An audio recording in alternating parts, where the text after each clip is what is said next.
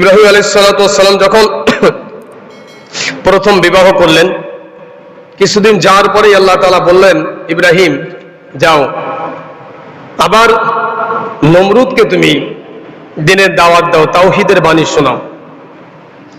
দ্বীনের দাওয়াত এবং তাওহীদের বাণী আবার তুমি নমরুদের কাছে পৌঁছাও। সেমাতে হযরত ইব্রাহিম আলাইহিস সালাতু ওয়াস সালাম আবার চলে আসলেন নমরুদের কাছে। নমরুদের কাছে এসে তিনি নমরুদকে ঈমানের দাওয়াত দিলেন। আল্লাযীনা আমানু ওয়া লাম ইয়ালবিসু ঈমানাহুম বিযুলমি উলাইকা লাহুমুল আমনু ওয়া হুম মুহতাদুন। তাকে অনেক উপদেশ, নমরুদকে অনেক উপদেশ দিলেন।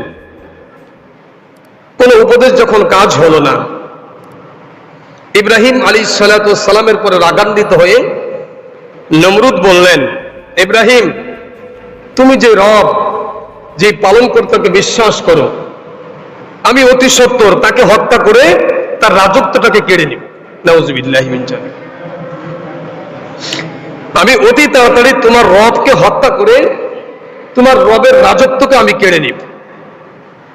আমি পৃথিবীর বাদশাহ, তোমার রব হলো আসমানের বাদশাহ। আমি ওই আসমানের বাদশাকে অতি তাড়াতাড়ি হত্যা করে ফেলব, আর হত্যা করে আমি তোমার রবের রাজত্বকে কেড়ে নিয়ে আমি তোমাকে ধ্বংস করব। ইব্রাহিম আলাইহিস সালাতু ওয়াস সালাম তখন এই নমরুদের কাছে যে কথাগুলো বলেছিলেন, আল্লাহ বলেন, ওয়াতিলকাল হুজ্জাতুনা আয়াতুনা ইব্রাহিম আলা কওমিহি, মানে এটা আল্লাহর পক্ষ থেকে ইব্রাহিম আলাইহিস সালাতু ওয়াস সালামের মাধ্যমে নমরুদের কাছে বার্তা দিলেন। নমরুদ যখন কঠোর পদক্ষেপ নিলেন, কঠোর পদক্ষেপ হলো, সারা পৃথিবীতে যত রাজত্ব ছিল, যত রাজা ছিল, সমস্ত রাজার কাছে চিঠি পাঠাইলেন, তোমার এলাকার ভিতরে যত সেনাবাহিনী আছে আমার এলাকায় পাঠিয়ে দাও। সারা পৃথিবীর সমস্ত সেনাবাহিনীদেরকে আমার এলাকায় পাঠিয়ে দাও। নিজের এলাকায় টেনে নিলেন। রাজ সিংহাসনে বসে নিজে নিজে চিন্তা করতেছে যে নমরুদের রবকে কিভাবে হত্যা করা যায়। ইবলিস শয়তান তার একটা কর্মচারী হিসেবে তার কাছে আগমন করলেন। বলছে, বাদশা নামদার, আমার কাছে একটা ভালো পরামর্শ আছে নমরুদের রবকে হত্যা করার জন্য। নমরুদের রবকে হত্যা করার জন্য আমার কাছে দুইটা পরিকল্পনা আছে। আপনি ইচ্ছা করলে আমার এই দুইটা পরিকল্পনা আপনি নিতে পারেন। নাম্বার 1, আপনি সুউচ্চ একটা টাওয়ার নির্মাণ করবেন, সুউচ্চ টাওয়ার, যেই টাওয়ার থেকে জমিনের কোনো কিছু দেখা যাবে না, আর আসমান অনেক নিকটবর্তী মনে হবে, এমন একটা সুউচ্চ এবং খুব মজবুত একটা দুর্গ একটা টাওয়ার নির্মাণ করেন। নাম্বার 2, 4টে শগুনকে আপনি পালেন এবং এদেরকে খাওয়ায় অনেক মোটা শক্তিশালী করবেন। শক্তিশালী করার পরে আপনি একটা চকি, কোন কিতাবের ভিতরে চকি আসছে, কোন কিতাবের ভিতরে সিন্দুক বলা হয়েছে, যেখানে 2 জন মানুষ বসা যায়, এমন একটা চকি বানাইয়া ওই চকির মাধ্যমে আপনি আসমানে যে আল্লাহর ইব্রাহিম আলাইহিস সালাতু ওয়াস সালামের রবকে আপনি হত্যা করে আসবেন। পরিকল্পনাটা ছিল কার? শয়তানের। পরিকল্পনাটা ছিল কার? শয়তানের। শয়তানের পরিকল্পনা অনুযায়ী সারা পৃথিবীর সমস্ত রাজমিস্ত্রিদেরকে একত্রিত করে নমরুদ বিশাল সুউচ্চ একটা দুর্গ তৈরি করলেন। এত উঁচু, কোটি কোটি শ্রমিক দিয়া, কোটি কোটি ডলার টাকা পয়সা খরচ করে এই সুউচ্চ প্রাসাদ মতন বিশাল একটা টাওয়ার নির্মাণ করলেন। টাওয়ার নির্মাণ শেষ হয়ে গেল। নমরুদকে খবর দেওয়া হলো, আপনার টাওয়ার নির্মাণ হয়ে গেছে, যেই টাওয়ারের উঁচু দিয়ে পৃথিবীর কোনো কিছু আর দেখা যায় না। এত উঁচু, এত লম্বা একটা টাওয়ার নির্মাণ করলেন। নমরুদ সেই টাওয়ারের উপরে আরোহণ করলেন। ইবলিস শয়তান এসে বলতেছে, আপনার সেই 4টা শকুন কিন্তু গোশত খাইতে পছন্দ করে। 5 দিন পর্যন্ত এই শকুন 4টাকে অনাহারে রাখা হয়েছে, ক্ষুধার্ত রাখা হয়েছে। এবার নমরুদকে বলেন, শয়তান এসে পরামর্শ দিতেছে, ও নমরুদ, আমার কথা মতো যদি তুমি চলতে পারো, আমার কথা মতো যদি তুমি কাজ করো, ইব্রাহিমের রবকে তুমি হত্যা করতে পারবে? চকির চারপাশে 4টা শকুনকে বেঁধে দেওয়া হলো এবং শকুন থেকে তার নাগালের বাইরে গোস্তের 4টা টুকরাকে ঝুলিয়ে রাখা হলো।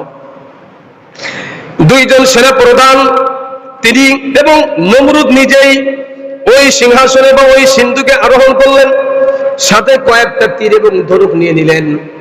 ওই যে বিশাল বড় একটা টাওয়ার নির্মাণ করেছিলেন, ওইখান থেকে নিয়ে ওই 4টা শকুন যখন তারা নিজে ক্ষুধার্ত ছিলেন, ক্ষুধার্ত অবস্থায় ওই গোস্তের টুকরাকে ধরার জন্য তারা উড় দিলেন, তাদের ডানাগুলোকে এরকম বাড়ি মারলেন। নমরুদ এবং তার সেনা প্রধানকে নিয়ে আরো উঁচুতে চলে গেলেন। যাইতে যাইতে যাইতে যাইতে প্রায় আসমানের কাছে নিকটবর্তী হয়ে গেলেন। এখন আর পৃথিবীর কোনো কিছু আর তার চোখের সামনে আসতেছে না, সব কিছু ধোঁয়া লাগতেছে। এবার নমরুদ সেনাবাহিনীকে বললেন, সেনা প্রধানকে বললেন, আমার তীর ধনুকটা দাও। নমরুদ ওইখান থেকে ওই 4টা শকুনের সাহায্যে, ওই সিংহাসনের সাহায্যে ওখান থেকে তীর এবং ধনুক হাতে নিয়ে আল্লাহকে হত্যা করার উদ্দেশ্যেই আল্লাহ পাক রব্বুল আলামিনকে লক্ষ্য করে নমরুদ তীর ছুঁড়ে মারলেন। যখন তিনি এক লগে 4-5টা তীর ছুঁড়ে মারলেন, আল্লাহ বলেন, ও জিবরাইল, আমার সব থেকে বড় দুশমন আমি তাকেও কিন্তু কোনোদিন নৈরাশ করি না। যদি আমার কাছে দুনিয়ার কোনো মহাব্বত থাকতো, আমি আমার নাফরমানদেরকে আমি দুনিয়ার এক ঢোক পানিও পান করে দিতাম না। নমরুদ সে যেন নিরাশ না হয়ে যায়। হযরত জিবরাইল আলাইহিস সালাতু ওয়াস সালাম হাওয়ার পরে এসে ওই নমরুদের তীরগুলোকে ধরে ফেললেন এবং তীরের মাথায় রক্ত মেখে দিলেন এবং নমরুদকে সান্ত্বনা দিলেন, আল্লাহ হত্যা হয়ে গেছে। যখন ওই তীরগুলোকে নিচের দিকে ফেলে দিলেন, কাছে যখন চলে আসছে, নমরুদ দেখে প্রত্যেকটা তীরের আগার মাথার ভিতরে রক্তর দাগ লেগে আছে। নমরুদ তো বিশাল খুশি, আমি ইব্রাহিমের রবকে হত্যা করে ফেলেছি। নাউযুবিল্লাহ। এবার নিচে কিভাবে নামবেন? আবার শয়তান আগমন করলেন নমরুদ রে, ওই যে গোস্তের টুকরাটা উপরে ঝুলাই দিয়েছিলেন, ওটা আবার পায়ের দিকে ঝুলাইয়া দাও, যাতে করে শকুনের নাগালের বাইরে থাকে। ওই শকুন 4টাই তোমাকে নিচে নিয়ে যাবে, জমিনে নিয়ে যাবে। সেভাবে তিনি যখন জমিনে চলে আসলেন, খুশিতে বাগবাগ, ইব্রাহিম আলাইহিস সালাতু ওয়াস সালামের রবকে আমি আজকে হত্যা করে ফেলেছি। ইব্রাহিম আলাইহিস সালাতু ওয়াস সালামকে আল্লাহ বললেন, ও ইব্রাহিম, যাও নমরুদের কাছে সান্ত্বনা বাণী নিয়ে যাও, আমার তাওহীদের বাণী নিয়ে যাও। ইব্রাহিম আলাইহিস সালাতু ওয়াস সালাম যখন রাজ সিংহাসনের ভিতরে প্রবেশ করলেন, নমরুদ দেখে অনেক খুশি। ও ইব্রাহিম, তোমার রবকে আমি হত্যা করে ফেলেছি, তার প্রমাণ স্বরূপ এই যে তীর, তীরের ভিতরে রক্তের ছাপ লেগে আছে।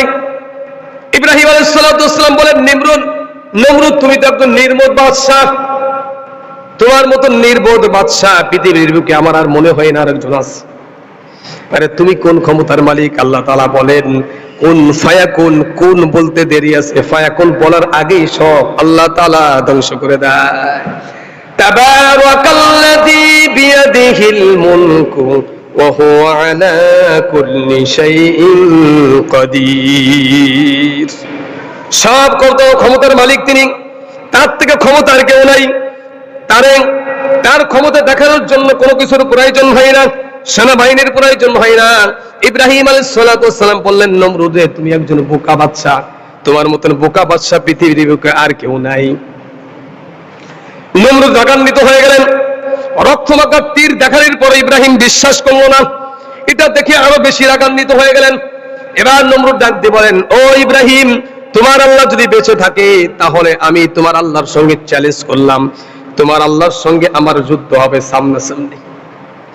আমি পৃথিবীর সমস্ত সেনাবাহিনীদেরকে একত্রিত করে ফেলেছি, তোমার আল্লাহর সেনাবাহিনীদেরকে একত্রিত করতে বলো, আমি অস্ত্র শস্ত্রে সজ্জিত, আমি যুদ্ধ করতে প্রস্তুত যে কোনো মুহূর্তে। আল্লাহ পাক রব্বুল আলামিনের কাছে ইব্রাহিম আলাইহিস সালাতু ওয়াস সালাম দোয়া করলেন, রব্বুল আলামিন, নমরুদ সে তোমার সঙ্গে যুদ্ধ করার জন্য প্রস্তুত। আল্লাহ বলেন, ও ইব্রাহিম, তুমি চিন্তা করো না, আমি আল্লাহ তাআলা তার সঙ্গে যুদ্ধ করার জন্য প্রস্তুত। আল্লাহর সঙ্গে যুদ্ধ করেছে পৃথিবীর বুকে একমাত্র নমরুদ। অন্য কোন বাদশা আল্লাহর সঙ্গে যুদ্ধ করতে সাহস পায় নাই। সাদ্দাত নিজের ক্ষমতা বলে, টাকার বলে, স্বর্ণের বলে জান্নাত বানিয়েছিল, কিন্তু তিনি আল্লাহর সঙ্গে যুদ্ধ করতে প্রস্তুত ছিলেন না। ফিরাউন নিজেকে খোদা দাবি করেছে ঠিক, তারপরও তিনি আল্লাহকে হত্যা করার জন্য কোনো কিছু করে নাই, তার সঙ্গে যুদ্ধ করার জন্য প্রস্তুত ছিলেন না। অথচ নমরুদ তিনি আল্লাহর সঙ্গে যুদ্ধ করার জন্য প্রস্তুত। ইব্রাহিম আলাইহিস সালামকে বললেন, ইব্রাহিম একটা দিন ধার্য করো। দিন ধার্য করা হলো, ময়দান ধার্য করা হলো। ময়দানের চতুর্দিক দিয়ে নমরুদের সেনাবাহিনী, সারা পৃথিবীর যত রাজা বাদশা ছিল সমস্ত এলাকার থেকে সমস্ত সেনাবাহিনীকে নিয়ে আসছে, সমস্ত সরকারি বাহিনীকে নিয়ে আসছেন। নমরুদের সমস্ত সেনাবাহিনীর কাছে অস্ত্র, বিশাল বড় বড় বিভিন্ন প্রকার আধুনিক যন্ত্র আছে। নমরুদ তো প্রস্তুত সিংহাসনের ভিতরে। এবার ইব্রাহিম আলাইহিস সালামকে লক্ষ্য করে বলেন, ও ইব্রাহিম, তোমার আল্লাহর সেনাবাহিনী কোথায়? ইব্রাহিম বলে, একটু ধৈর্য ধরো, আল্লাহর পক্ষ থেকে ইব্রাহিম আলাইহিস সালামের রব অতি তাড়াতাড়ি তার সেনাবাহিনী দিকে পাঠাইবি।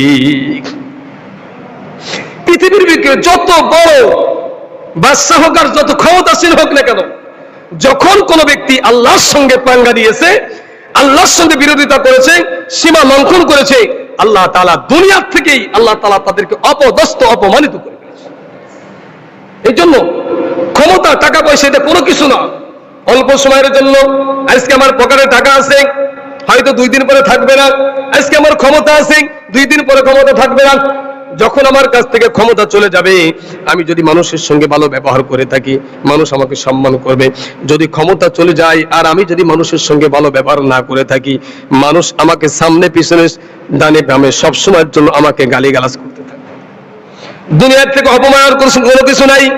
আমরা তো নিজেই দেখেছি, যা আল্লাহর সঙ্গে পাঙ্গা নিয়েছে, জুতার বাড়ি খেয়েছে।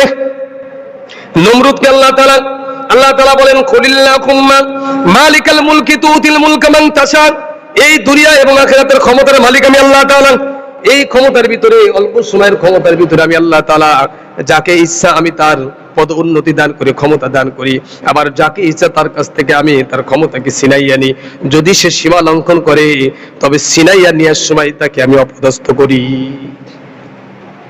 যদি সে ভালো কাজ করে তাহলে সম্মান দিয়ে তার কাছ থেকে নিয়ে, কিন্তু যদি যে খারাপ কাজ করে, আল্লাহর সঙ্গে সীমা লঙ্ঘন করে, আল্লাহ তাআলা বলেন আমি তাকে অপদস্থ এমন ভাবে করি, মানুষের সাথে, মানুষের সামনে তাকে লাঞ্ছিত বঞ্চিত করি, তাকে তার কাছ থেকে আমার ক্ষমতাকে আমি ছিনাই নিয়ে যাই। নমরুদ সেনাবাহিনী নিজেদেরকে আল্লাহর সঙ্গে যুদ্ধ করার জন্য প্রস্তুত। ইব্রাহিম আলাইহিস সালাম ময়দানে বসে আছেন। ইব্রাহিম আলাইহিস সালাম দোয়া করতেছেন, রব্বুল আলামিন, নমরুদ তো আপনার সঙ্গে যুদ্ধ করার জন্য প্রস্তুত, আপনার সেনাবাহিনী পাঠিয়ে দিন। আল্লাহ তাআলা বললেন, ইব্রাহিম রে, একটু আসমানের দিকে একটু তাকিয়ে দেখো, মাথাটা একটু উঁচু করে দেখো। মাথাটা উঁচু করে দেখে একটা মেঘের খণ্ড আসতেছে, কালো, আমাবস্যা কালোর মতো একটা মেঘের খণ্ড। অল্প সময়ের ভিতরে এলাকা এবং পৃথিবীকে অন্ধকার আচ্ছন্ন করে ফেললেন। যখন ওই মেঘের খণ্ডটা আস্তে আস্তে করে নিচের দিকে চলে আসলেন, একদম নিকটবর্তী চলে আসলেন, তখন দেখা যাইতেছে ওটা কোনো মেঘের খণ্ড না, আল্লাহর সেনাবাহিনী, মশা জাতীয় এক প্রকার প্রাণীকে আল্লাহ তাআলা নমরুদের সঙ্গে যুদ্ধ করার জন্য পাঠিয়েছে। নমরুদ দেখে হাসতেছে, ইব্রাহিম, আরে আমার সেনাবাহিনীর কাছে কত দামি দামি অস্ত্র, আর তোমার আল্লাহ যে বাহিনী পাঠিয়েছে তাদের কাছে কোনো অস্ত্রই নাই, আর তারা সংখ্যায় একদম ক্ষুদ্র, এই প্রাণী আমাদের সঙ্গে যুদ্ধ করবে? নমরুদ বলেন, আল্লাহ, ইব্রাহিম ডাক দেন, নমরুদ রে, আল্লাহর কোন বাহিনীকে তুমি ছোট মনে করো না, আল্লাহর কোন বাহিনীকে তুমি দুর্বল মনে করো না। আল্লাহ তাআলা কিন্তু দুনিয়ার বুকে অনেক মানুষদেরকে বাতাসের সাহায্যে ধ্বংস করেছে। হুদ আলাইহিস সালাম, কওমে লূত, কওমে মুসা, এদেরকে আল্লাহ তাআলা ধ্বংস করেছে। তোমাকে ধ্বংস করতে আল্লাহর এর থেকে দামি কোনো বাহিনীর প্রয়োজন নাই। ইব্রাহিম আলাইহিস সালাম দেখেন অল্প সময়ের ভিতরে মাঠকে এমন ভাবে পরিষ্কার করে ফেললেন মশাগুলোকে।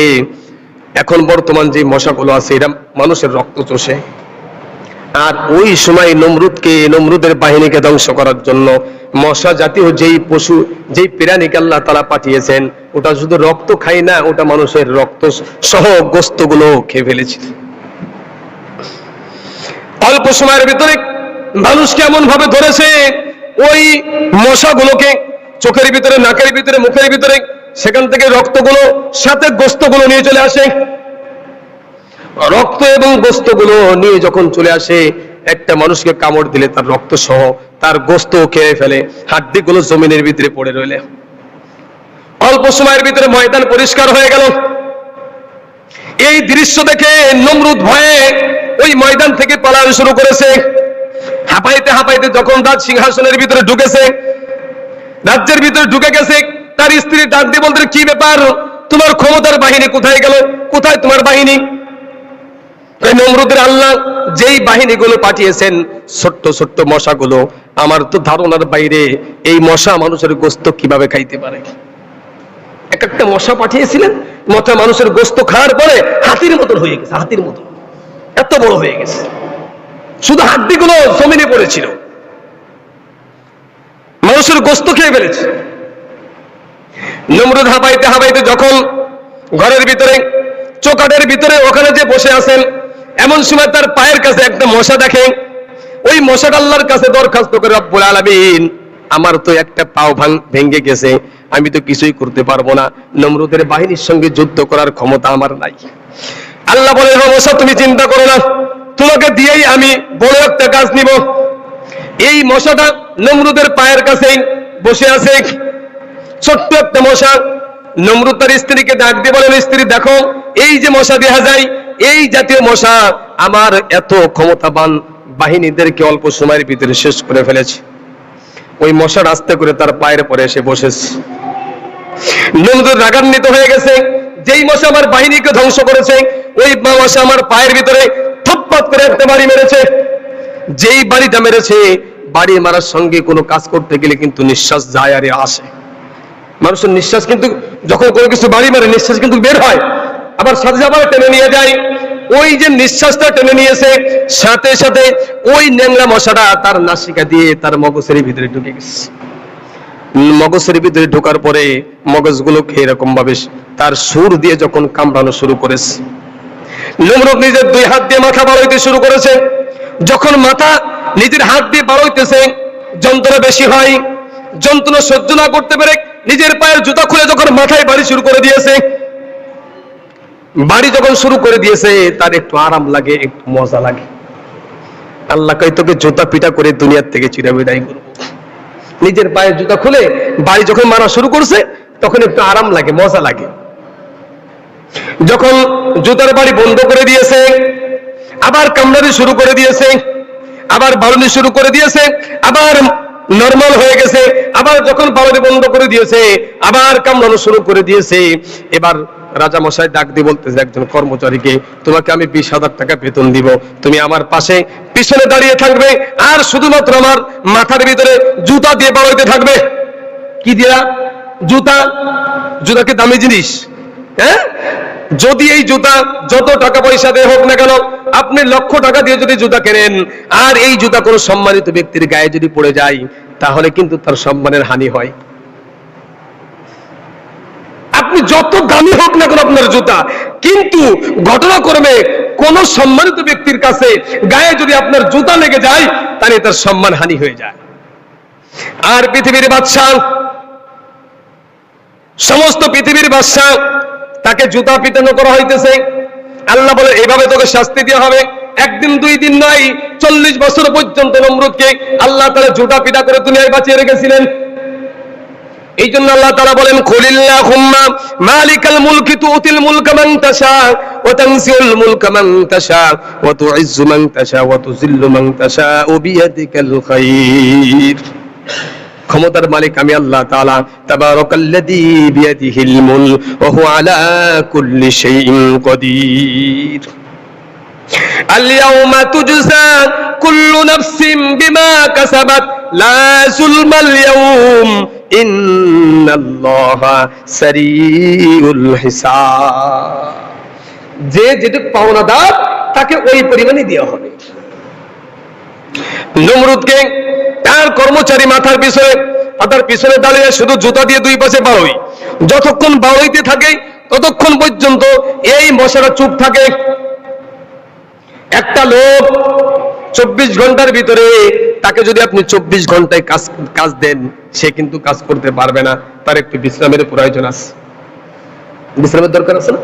24টা ঘন্টা আপনার পিছনে, 24টা ঘন্টা যদি একজন বাতাস দিতেছে, একজন 24টা ঘন্টা আপনাকে পাও টিপে দিতেছে, এটা কিন্তু তার পক্ষে সম্ভব না। তাকে কিছু সময় বিশ্রামের জন্য দেওয়া লাগবে, কিন্তু এই লোকটার কোনো বিশ্রাম ছিল না।